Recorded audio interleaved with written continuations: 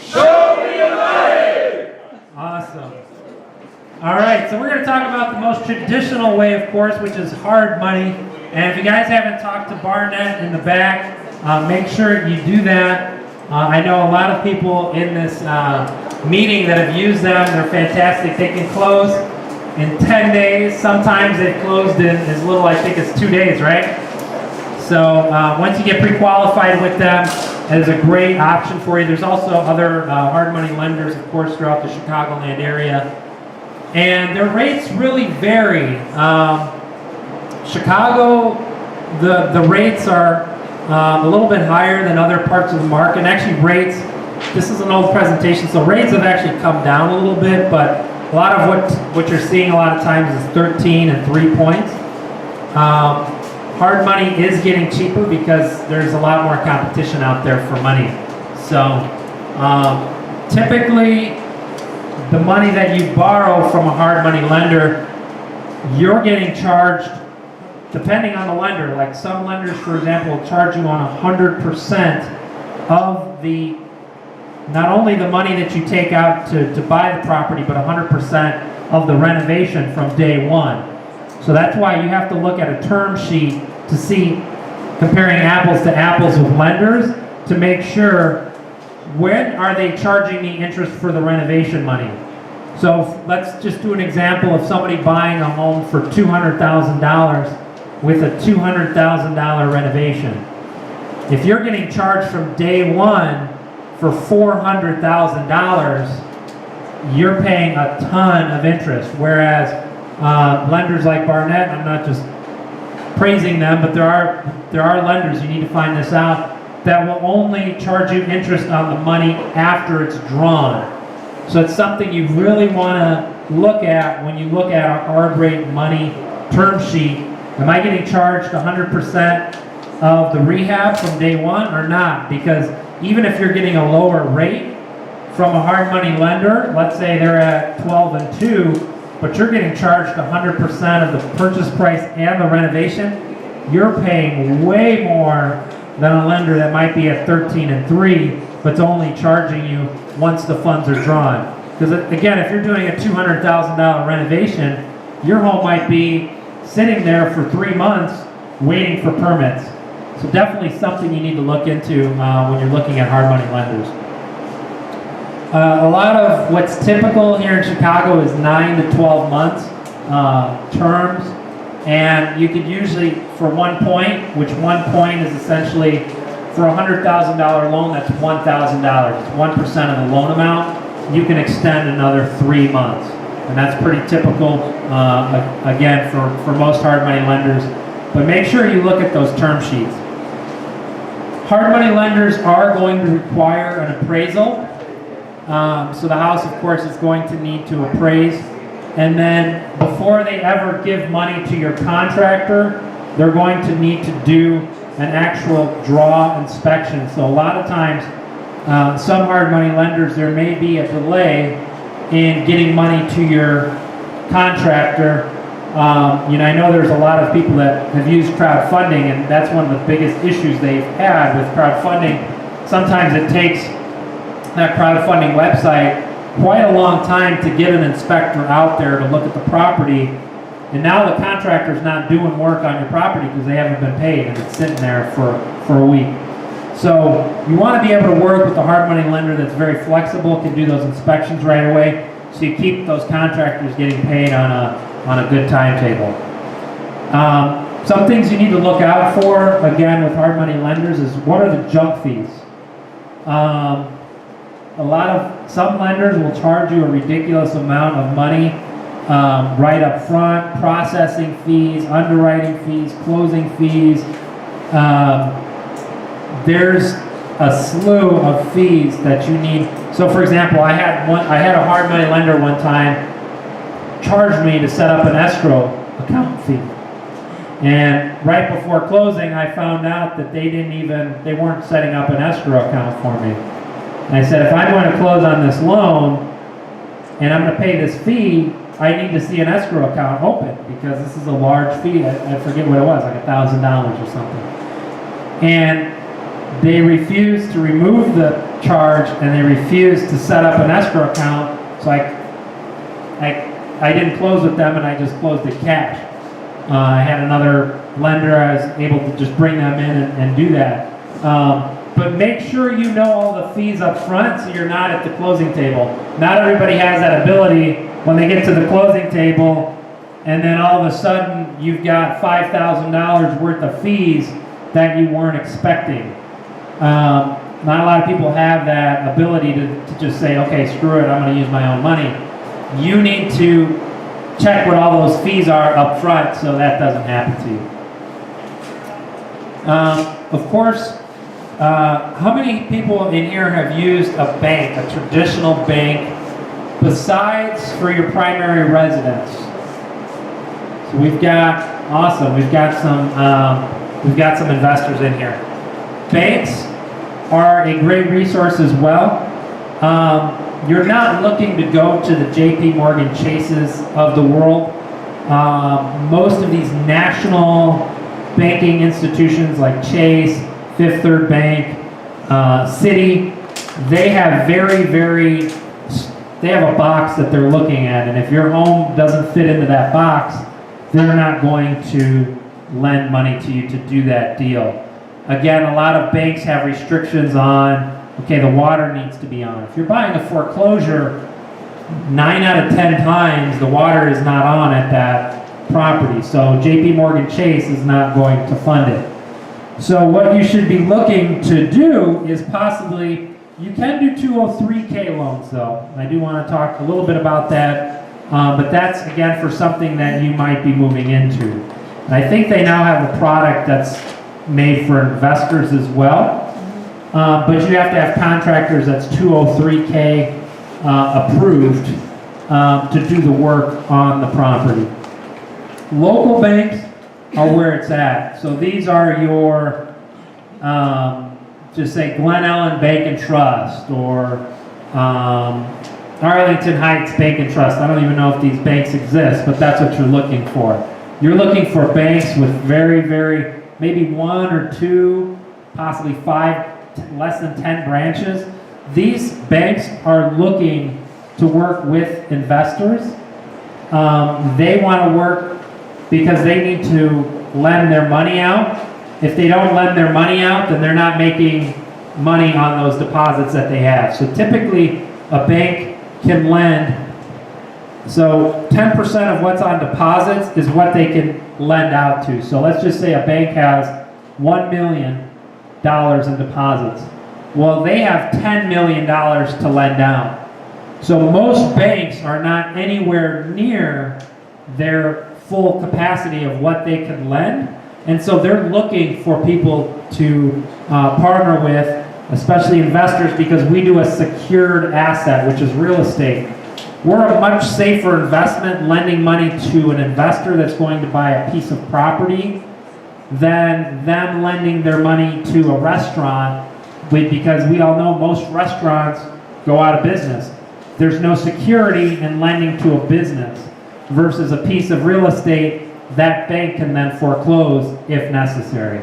So local banks are looking to work with investors. So you want to,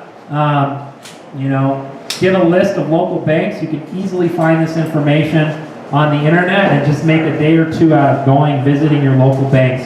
You're going to want to talk to a VP of commercial lending, typically, or the person in the bank that does new construction loans for developers or builders.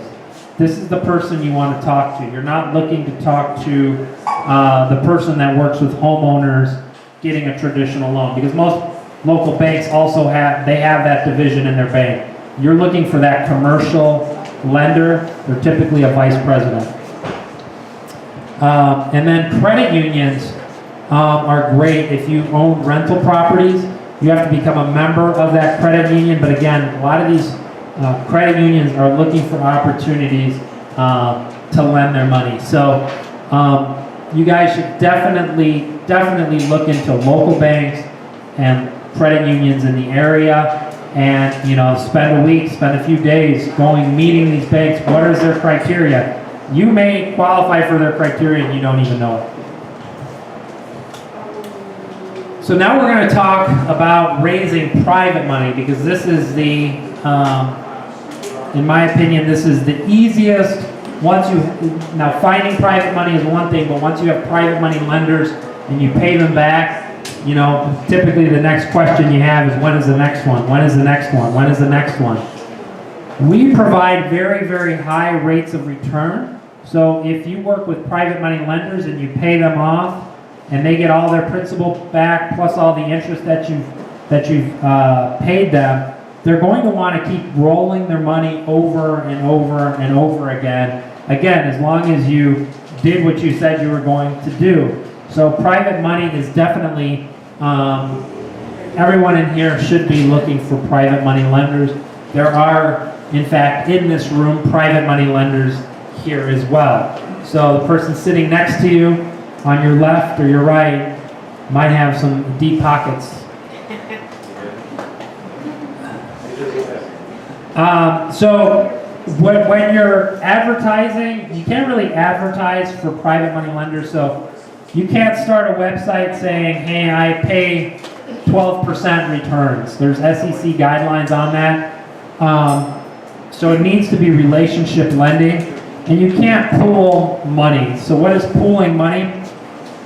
Is taking money from 5 investors and then buying that house, unless they're secured with a mortgage, or the mortgage is very, very specific on the percentages of each investor for that one specific property. So you need to be very, very careful. And there's a nationwide SEC, and there's also Illinois SEC as well. They both have very, very similar rules, but you can't go out there and say, I can guarantee, and you're blasting it out over the internet or running radio ads, I can guarantee you 12%. So what is a private money loan? So it's essentially money that's funded either by a person who has cash, so they just have this money in their bank account. Perhaps they have the money in a CD. CDs, they're probably getting somewhere around the line of 1%. I'm going to talk a little bit about how long it takes to double your money when you're getting 1% on your money. So they could have cash, they could have it in a CD, they could have a home that might be paid off. I have some lenders that they have a paid off home, they get a home equity line of credit on that home. They're paying maybe 4% on that money and then re-lending it out at 10%, or they might be lending it out at 12%. So they're making a spread between 4 and 10%. So many times people have money that you don't think have money. So you also have to educate potential people you encounter about where's different ways that they can get money to finance your deals. Retirement funds. How many people here have a self-directed retirement account?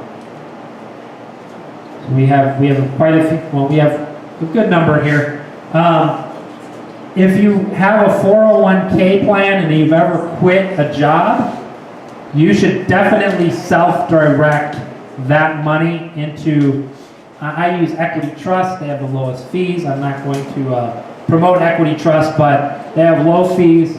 And I can then lend that money out to another real estate investor. A lot of times when you have a retirement account, there's prohibited transactions.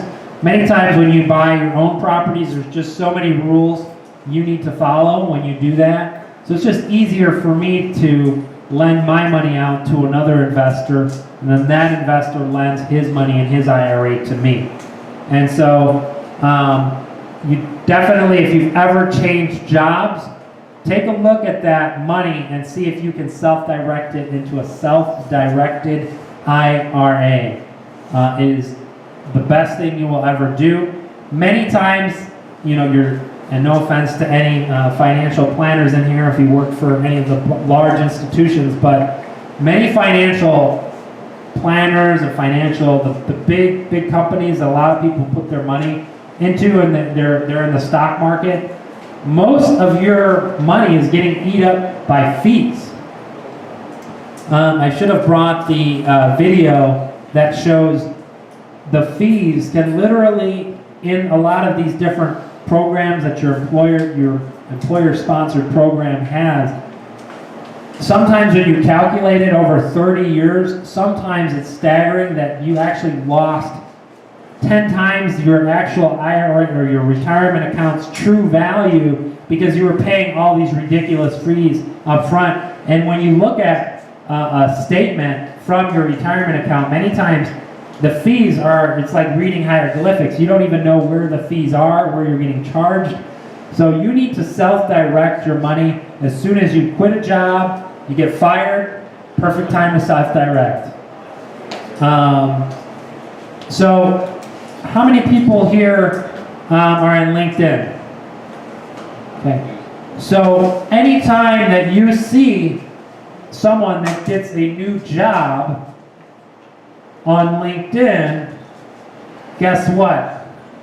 Their money is, if they quit that previous job, that money is now accessible. So you can use LinkedIn, and I wouldn't just go to them and start soliciting them immediately. What you want to try doing is meet them for lunch or say, hey, congratulations on the new job. I want to talk about real estate. See if they have any interest in real estate investing, and try to build a relationship with that person.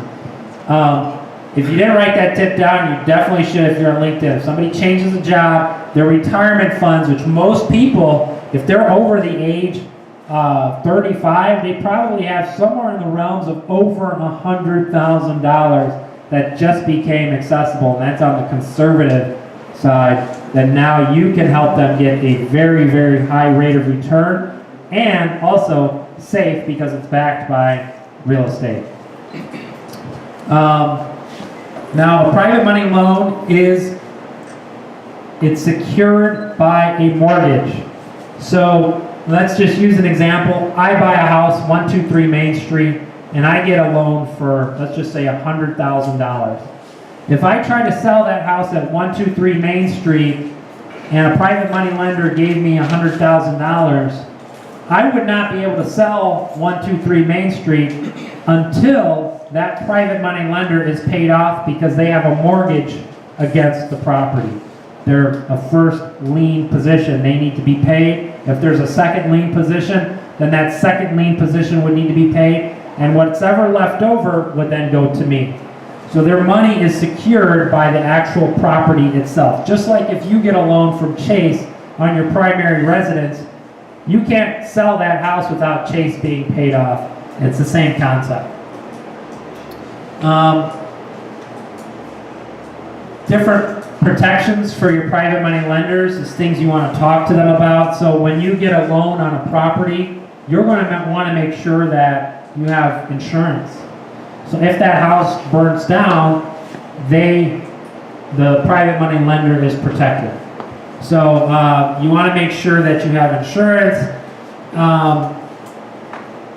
And then what it does for the investor, and this is what you need to be able to communicate to them, is it provides a predictable income stream. So if you're investing in a stock, that stock could be going up, it could be going down, it could be going sideways. It's very, very simple with private money lending. You have a set interest rate that you're going to pay that investor every single month. It doesn't fluctuate, it's a set interest rate, and so they can very, very confidently know, okay, in 1 year, I should approximately have this much money. So let's just do a very, very simple example of a $100,000 loan, and you're paying them 12% interest. Well, if you hold that loan for 1 year, they're going to make $12,000, and they're secured by a first lien position. In my opinion, real estate investing is the safest form of investing money out there and provides the highest rate of return. Now, if an investor, though, overpays for that house and somebody lends you money, well, that's a risky deal at that point. You got to make sure that if you're lending your money or an investor lends you their money on the deal, that you're getting a good deal on the property where there's plenty of profit. So when the house sells, there's enough money for them to be paid off, and then of course, what's left over is going to you as profit. So why should you leverage private money? Some people in here might have the ability to do a deal cash. Let's say you even have $300,000 right now, and you don't need private money because you can do a deal on your own. Well, that's fantastic, but $300,000 is probably only going to allow you to do one deal. Depending on the neighborhood, that might only allow you to do half a deal. So leveraging your money allows you to scale your business. Everybody should always be looking at, how do I get OPM, which is other people's money. It is important if you want to be able to do more than just one deal at a time. Even if you have $1 million, you're still limited. If you're buying the houses and you're all in at $300,000, that's only 3 deals that you can do at one time. So you should always be looking for sources of private money that you can leverage. So private money is negotiable both as a lender and both as a borrower. So everything is negotiable. So time frame of the loan, monthly interest payments versus just paying a lump sum at the end. A lot of times when I borrow money from people that have an IRA account, they just want to be paid when the house sells, one lump sum. It's easy for us. Our cash flow is not affected. We just pay them at the very, very end. They like it. Some IRA providers charge every time you make a deposit into that IRA account. So for some lenders, they prefer just getting one lump sum at the very, very end. This is all negotiable. If somebody's borrowing money from their mortgage that they got a home equity line to lend to you, they're probably going to want monthly payments, so that way at least that mortgage payment that they're making is covered, and then they're making a difference. I always recommend, if you work with a private money lender, for your first deal, even if they agree to doing one lump sum at the end, make that first deal where you make a monthly payments. Because there's nothing feels as good as what I call mailbox money. When you go to your mailbox and instead of a bill, you've got a big fat check for $500 and they keep getting it every month, they start talking about you to their friends, and then that's how you get people excited, and that's a big difference. One of my lenders, for example, she uses our monthly interest checks to pay for her Lexus monthly car payments on her car. So she likes the monthly checks because we give her the money and then she gives it to Lexus. But she has a really nice car thanks to us. But that's where you need to find out what your potential lender's goals and needs are and where they're at and how they want to be paid. So again, everything is negotiable, but I say for that first deal, make those monthly payments because those lenders will love that. Another reason to leverage private money is because they can fund very quickly. You know, I have private money where literally send an email and then within a few days they're going to overlook the deal and make sure everything I said is correct, but I can have that deal funded in a matter of days versus a traditional bank or even a local bank is not going to be able to do that. Barnett, again, they can do a couple days, but that's not very typical. A private money lender is even going to be quicker than a hard money lender because there's no appraisal and that sort of thing needed. There's not the underwriting to the level of extent that a hard money lender, and definitely a bank, is not going to be able to close in any type of time frame like that. With private money, again, you can negotiate. There's no fees. So again, when you're working with banks, you're working with hard money. A lot of times you get charged those what I call junk fees. A lot of times with private money, there's no personal guarantees. Again, they're getting secured by that investment. There is no application process. There is no credit check. I've never had a private money lender ask me yet for my tax returns. I'd be happy to do that, but that hasn't happened. They'll finance up to 100% of the deal, which, again, no bank, no hard money lender is going to finance 100% of the purchase and the renovation. And it's relationship driven. So again, most of my lenders have, one of my lenders is here in this room. He's been lending with me for, I don't know, like 7 years. It's been a very, very, very long time. Again, that monthly interest check that he gets, that goes towards his actual living expenses. That goes towards his lifestyle, where in a way he's kind of semi-retired, and that's how he makes his money, is just by these interest checks that he gets every single month. So again, if you can figure out ways to make people money, you're going to be very well liked. So let's understand the understand the power of private money. So hard money, let's just use an example of $200,000 at 15%. There is a lender out there that will finance, just so you guys know, they're a hard money lender. They'll finance 100% of the purchase price and the renovation, but here's the kicker. They're 15% and 5 points, okay? You can get a private money lender to do that same deal at 8% interest. So the cost to do that $200,000 deal cost you 20 grand with that hard money lender. With the private money lender, that cost you 8 grand. So by going with the private money lender in this example, you made an extra $12,000 on that deal. So let's just say you do 10 deals a year. That $12,000 extra profit equivalates to $120,000 in extra profits for your company. I remember we looked at, we don't really, I haven't used hard money in quite a long time, because now we have, private money lenders and that sort of thing. But 1 year we were looking at how much we paid to hard money lenders, and it was over, well, it was 6 figures of what we paid in interest to hard money lenders. Had that been private money, it probably would have been about half of what we paid to hard money lenders.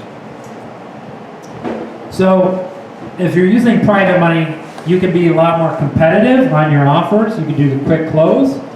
You have access to more properties.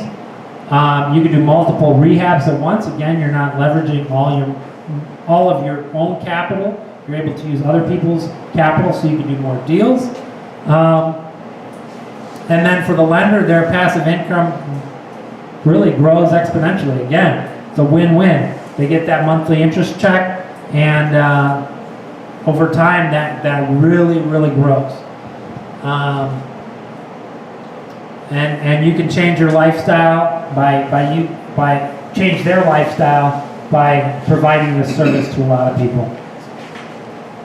So, I was talking about a Chase. Okay, this is a Chase CD rate. So this is where they're telling you, okay, this is old, but if you, I think that's a 12-month CD. I can't look. This is an old slide.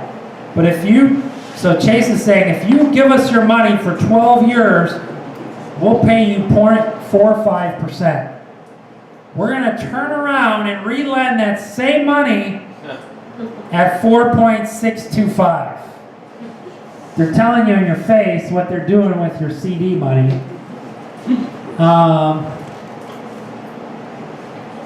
So again, private money lenders will love you. So let's just say they're getting a really, really good CD. They have an awesome CD, the best CD in the world. They're getting 1% interest. Okay? $100,000 over 6 months. Man, they made $500. And if they were a private money lender within that 6-month term, they made $5,000. You're giving them a 10% return versus what the bank is offering them. So if you're going to be looking for private money, you need to change your mindset.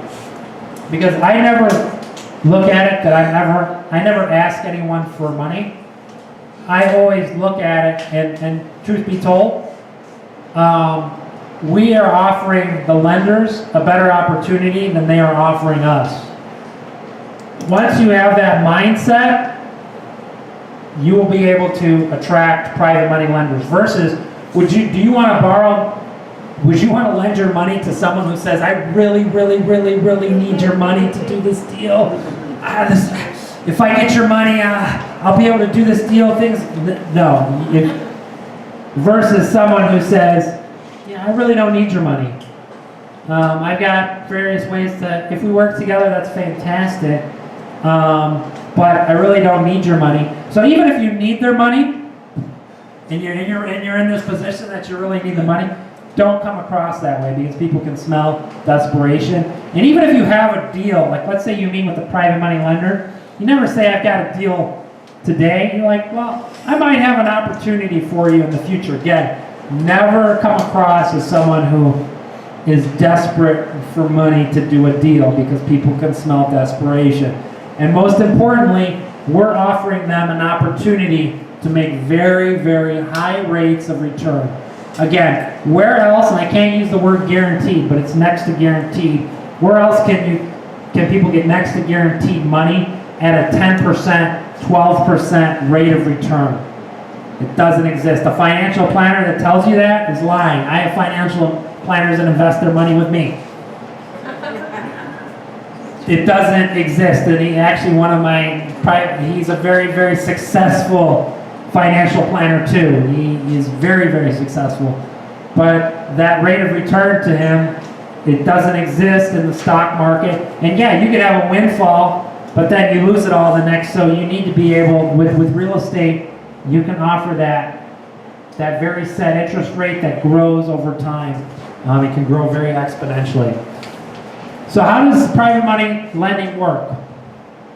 So there's a private money lender. Now you have the documents securing the loan. So there's going to be two documents typically that you're going to create, which are the mortgage. This you want to have drafted up by an attorney, and then a promissory note. So the promissory note is my promise to pay John Smith, my private money lender. This is my company promises to pay John Smith this percentage rate over monthly payments over this time frame. The next document that you're looking at is the mortgage. Now the mortgage is what makes it public information that there is a lien on that property, that property cannot be sold until that mortgage is paid off. And then there's also the insurance policy. So then once you have all the documents, it's all signed, notarized, you're able to purchase the home, then you're able to renovate it, sell it. Maybe you pay them at the very, very end, or possibly after you purchase the home, you're making those monthly interest payments. Then your private money lender is there, reclining in his chair, counting all your money with a cigar. That's how easy we need to make it. Because if you make it difficult for people to lend money to you, they're not going to lend money. Everything you need to make it very easy, very simple, equivalent to.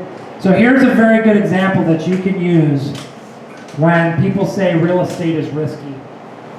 So if you go into Chase Bank today, and you go to Chase Bank and you go, hi there, Mr. Banker, I want to borrow $100,000 to buy stocks in Chase Bank. The banker will laugh you out of the bank. If you go into that same bank and say, hey, Mr. Banker, I want to borrow $100,000 to purchase a home that I'm going to move into. Hey, can I get you some water? Do you want some coffee? It's a completely different scenario. There's a reason why banks lend on real estate. It's because it's the safest investment that there is. So when somebody tells you real estate is risky, use that very example I just told you. Because if a bank is not willing to lend you money to buy stocks in their own bank, that tells you that their financial planner is giving them a load of BS. No offense to financial planners. So how do you find private money lenders? Well, obviously rooms like this, you need to network. You need to market yourself. A lot of times if I have a person that's a potential private money lender, one of the very first things I do is I add them to my social media so they could see the things I'm doing. And then they kind of see, okay, this is what he's about, okay, this is what he's doing, and you're showing the projects on your Facebook page. If you don't have projects at this time, that's okay. But what you want to do is you need to market yourself to that lender, again, in a position where you don't need their money.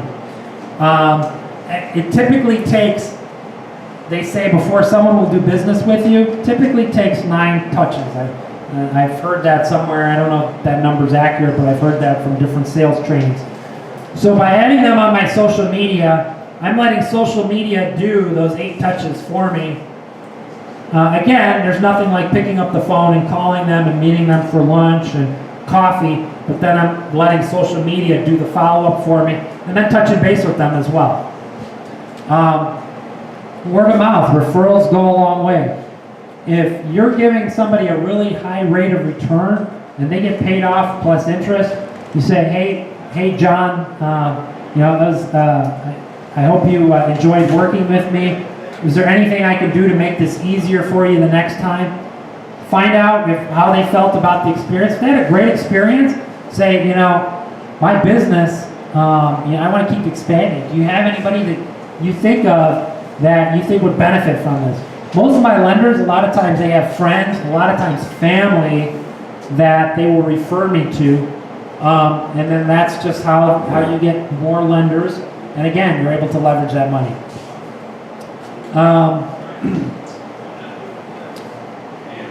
So there's a lot of different, so think of professionals.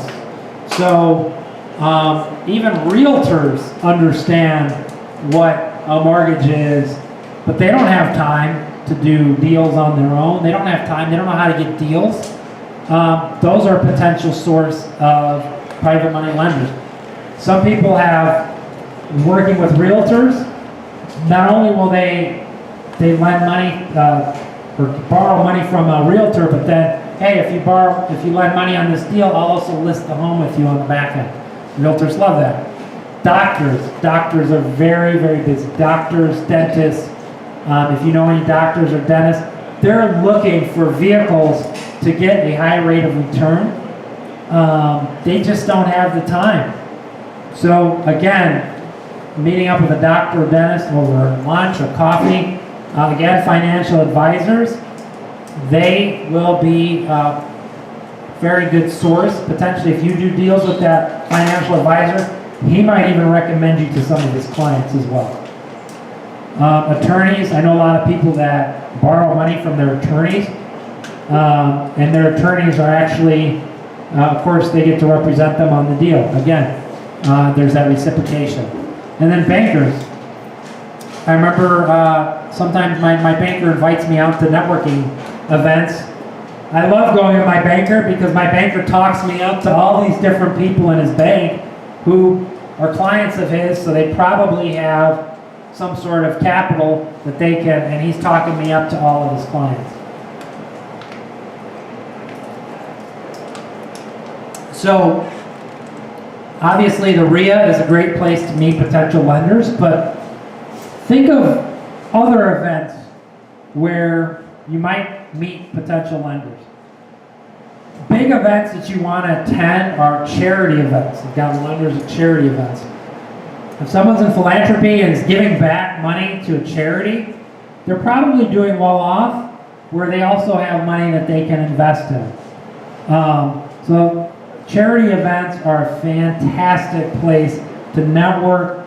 Now, when you're meeting people, you're not saying, hey, I need your money, and da-da-da-da-da. You get them excited about what you do, so you need to create an elevator pitch. So, does everyone here have an elevator pitch? If you don't have an elevator pitch, you need to practice. An elevator pitch is just a 30-second essentially telling people what you do. So an example of an elevator pitch that you might use to lenders is, for example, I'll just say one of mine that I might meet somebody that I've met for the very first time. Hi, my name is Joshua Ingalls. Oh, what do you do? First thing, I let them talk about themselves for a very, very long time. I don't want to make this about me. Be interested in what they do, ask questions, that's great. But then when they ask me, because once I say what about me, they're going to keep talking about what I do. So I want to get what they do out of the way first.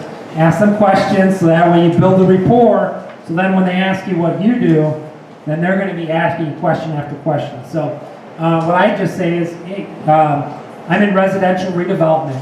So what that means is I buy distressed real estate and I fix it up and I resell it for a profit. And in order to do that, I take private money from investors and I pay them a 10% to 12% return. It's kind of like those flip TV shows. Have you ever seen any of those? And then it kind of triggers. So I just planted a little seed that I paid 10%, 12% returns. I didn't ask them for their money. I just told them what I did. I fix and flip real estate and how I did it. I use private money lenders and I pay them X% return to do that. Now, believe it or not, saying 10 to 12%, you might not even want to say that because most people won't even believe you. You might want to say 8%, you might want to say 6%. Sometimes when you tell somebody you pay 12% interest, they won't even believe you because that's such an astronomical number, they think it's some sort of scam. So you need to create an elevator pitch, make it a believable interest rate. We could pay them more, but again, you don't want to give the farm away if you're saying, hey, you don't want to say the super high interest rate where they don't believe you, but hey, in order to do this, I'm paying a 7% interest rate that's backed by real estate. So my name is Joshua Ingalls. I'm in residential redevelopment. So I buy, fix, and flip properties, kind of like Flip That House, if you've ever seen that show. And how I do that is I borrow money from investors and I pay them an 8% return. The very last thing I said was how I did it. Okay? I planted that seed. You got them talking, so now they're like, oh, you flip houses, tell me more. And then you start sharing, but you planted that seed. Even if you don't go back to that 8% return that you just dropped, they're going to have that in their mind. They're going to be driving home from that networking event. They say, did that guy say he pays 8% returns? Again, and follow up. These people, you can go to an event and get 20 cards. Most of the time they go in a drawer, they go in the trash can, and you never followed up with anybody. What I like doing after I meet somebody, I get their business card if they have one, and then I write a note, so I make little mental notes of what they told me. They're an avid golfer, whatever their interests are that we talked about. And they say, hey, did you hit the golf course last weekend? It was beautiful weather. So again, it's all about rapport. This business, more than anything, especially for private money lending, is all rapport. You need to build rapport with your private money lenders. You need to build rapport with agents that you work with contractors. It's rapport with sellers, especially that are selling you their house. I can't tell you the amount of times that I've had sellers tell me they meet with an investor, and the investor's very rude, very short with them. Be very, very friendly and try to build rapport. Talk about their interests first before you start talking about yourself. So we talked about RIAs, we talked about charity events. Think about hobbies that people might have money that have hobbies. So let's say there's a boating group that meets, and everybody in this group does boating. Do you think people that have a boat on Lake Michigan somewhere, do you think they have something? Maybe they are broke. Maybe all their money's going to the boat. I don't know. But they probably have money, or they know people who have money if they own boating or they do boating avidly.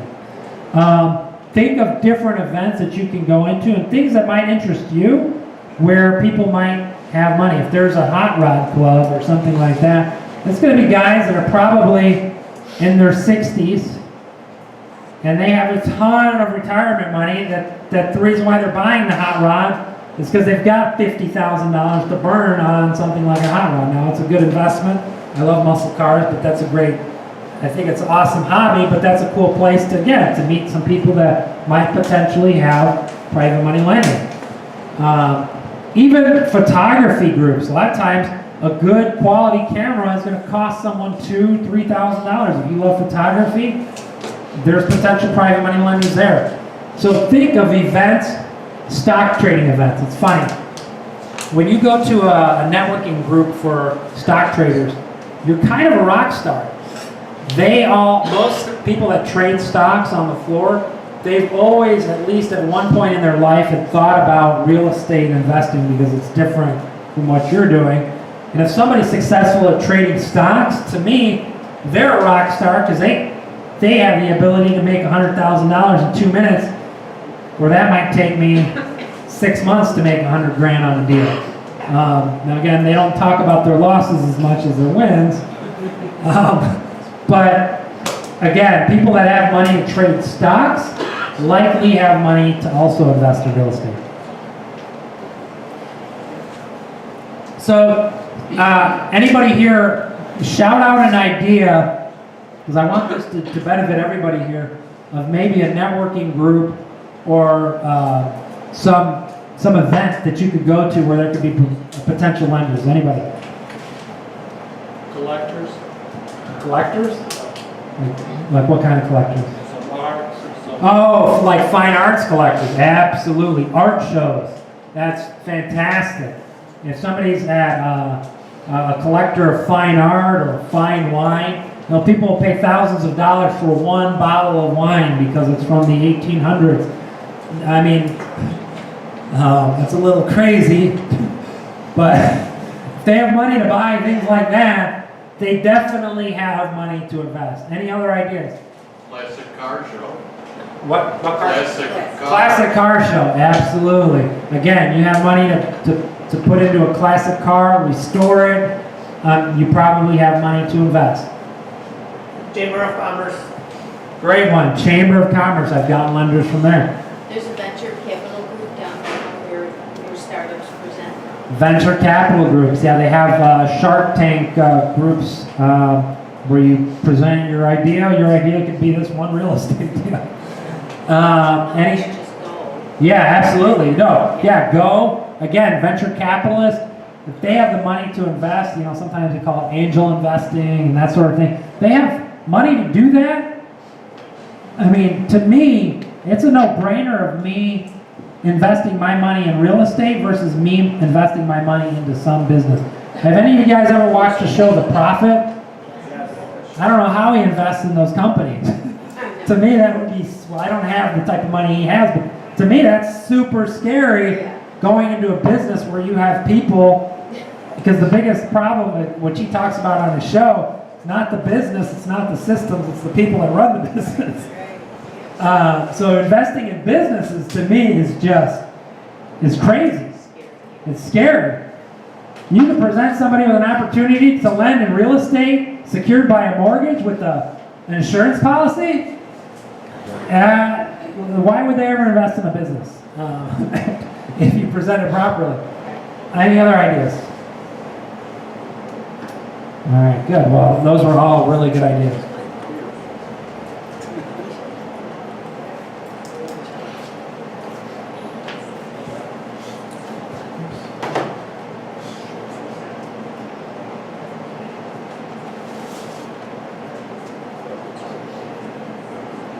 All right, so now how do we ask for money, pitching for private money? Well, you need to be able to communicate to investors. Again, first time you meet somebody, you're not pitching them for their money.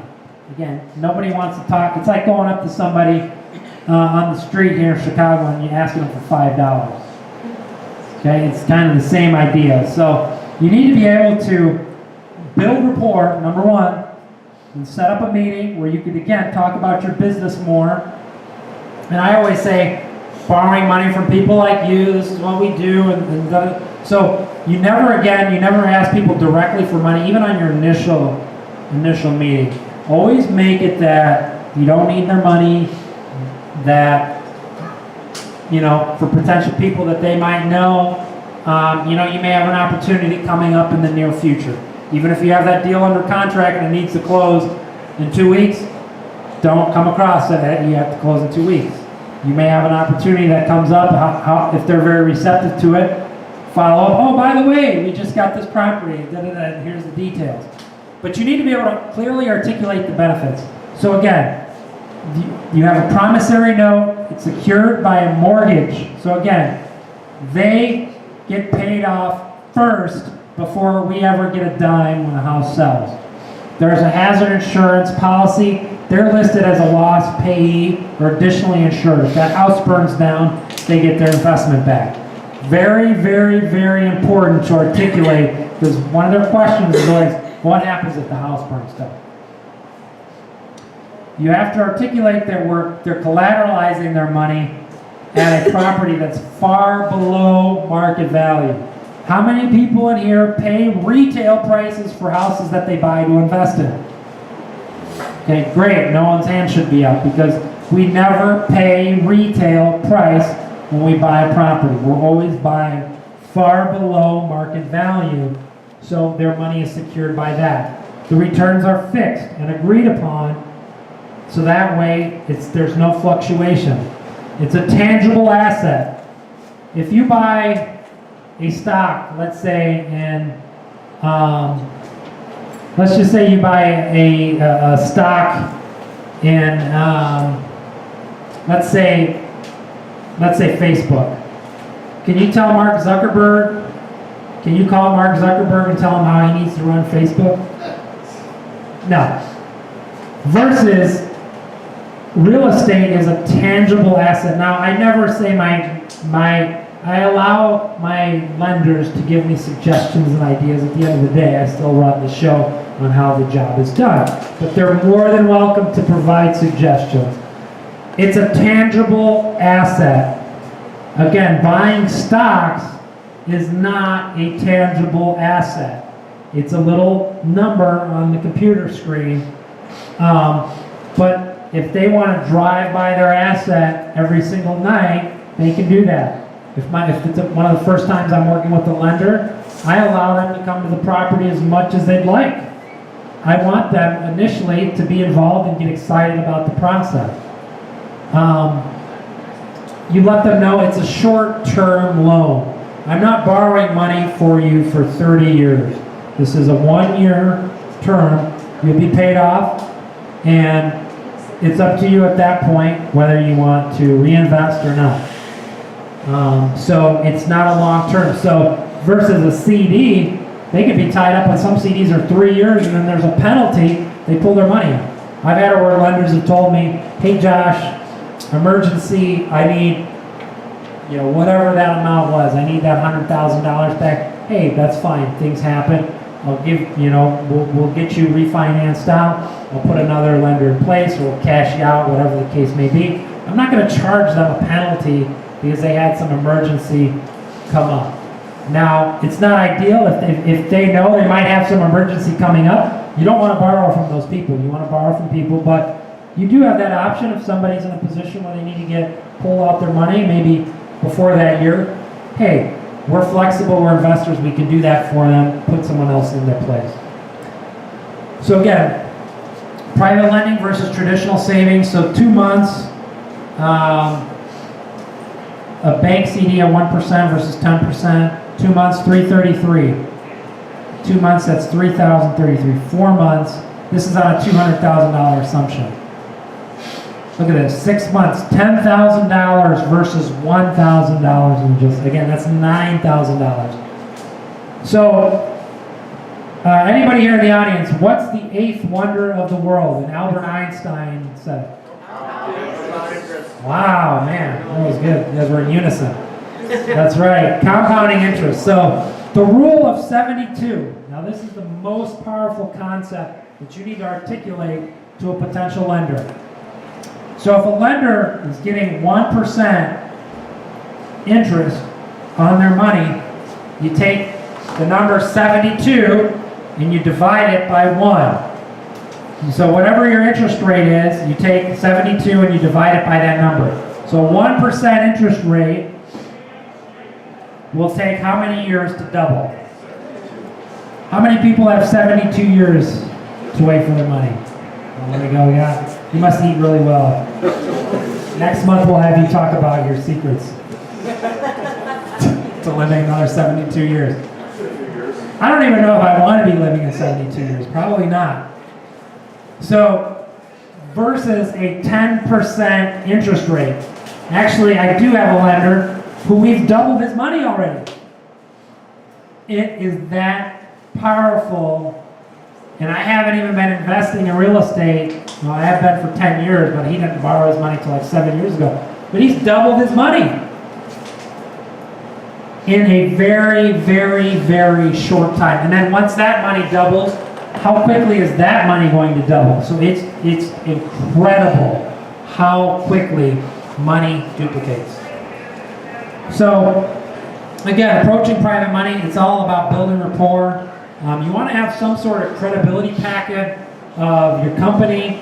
Again, if you're going into a bank, you're going to want to have some sort of, a lot of times they're going to want to have a business plan.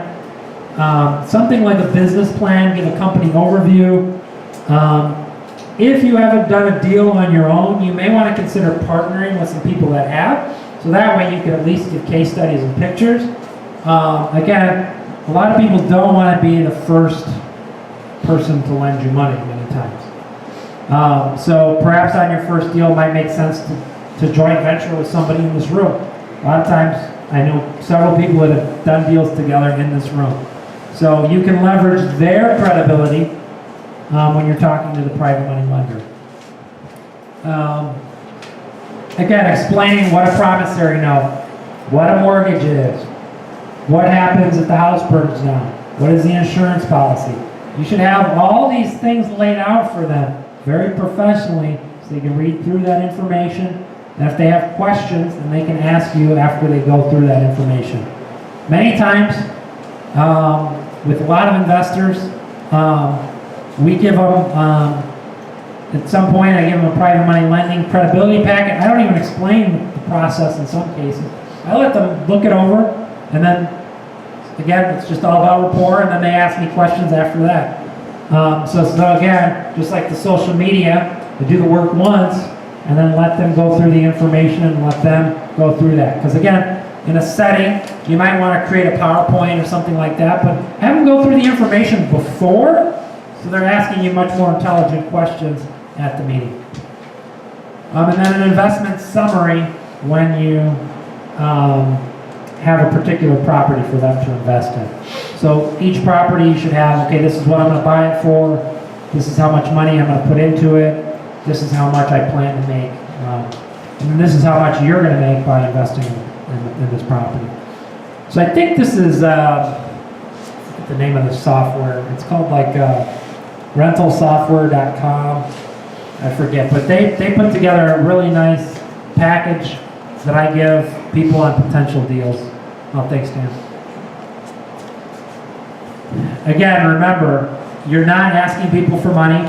You don't need a person's money. You are presenting people with an amazing opportunity. Always tell people what you do and how you do it. You flip real estate and you pay very high rates of return to investors in order to do that, secured by a mortgage. All right. Anybody have questions?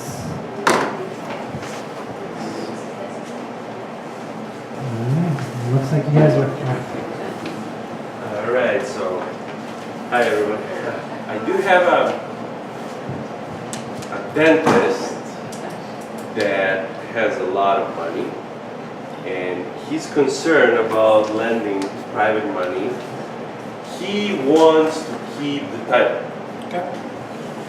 Is that possible or no? It is possible, but here's what you need to communicate to him. He actually takes on much more risk by taking title. So if somebody falls and breaks their neck at my house, and I have a loan with Chase Mortgage, the person that falls and breaks their neck because I didn't shovel or I shoveled it and I didn't throw salt down and it was icy, They can't sue Chase Bank. They can sue me though because I'm the title holder. So you need to communicate to that dentist that actually being on title is actually the riskiest thing that he can do. Now if that's the way he wants to do it, again, everything is negotiable, then you would actually have a lien against the property so he can't go around and then sell the property around you. So you would put a cloud on title as well, so that way you're paid, you're protected, but you can do it that way.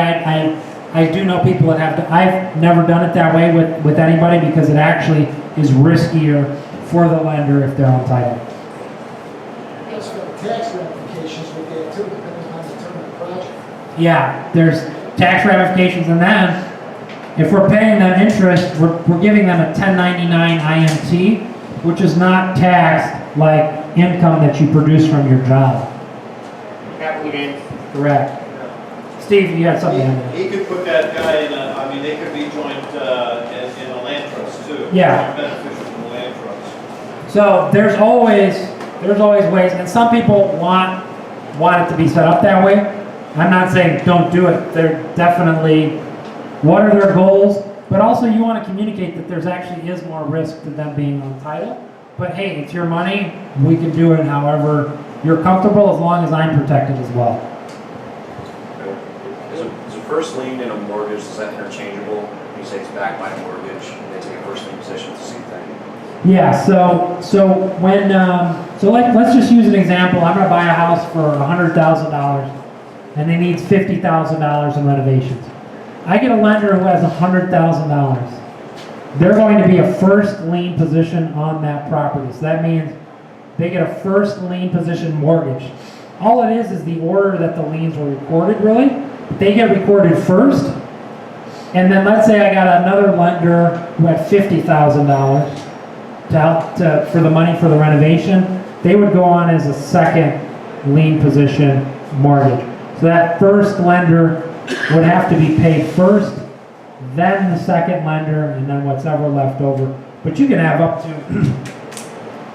it's essentially unlimited lien position. I'm not telling you to do that because it's a lot of paperwork, and I don't want to borrow money if somebody's only got 5 or 10 grand. It's just way too much work.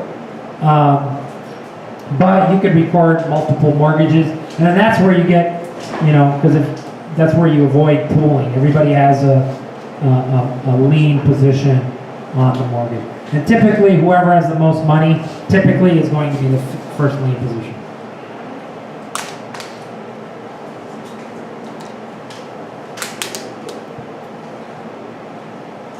So, who in here is gonna find private money?